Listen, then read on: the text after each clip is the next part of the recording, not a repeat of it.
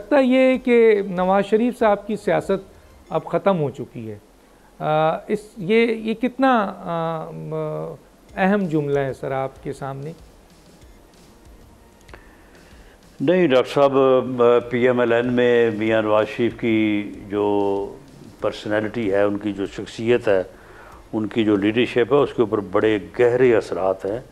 आज भी हमारा जो भी वोट बैंक है उसको मौसर तरीके से अपने साथ रखने के लिए जो है वो मियां नवाज शरीफ की लीडरशिप जो है वो आज भी बड़ी ज़रूरी है। और अगर यही हुकूमत की कंटिन्यूशन होती है और PMLN और इत्तेहादी हुकूमत बनती है तो अगले वज़ीर आज़म भी शहबाज शरीफ होंगे, नवाज शरीफ नहीं होंगे।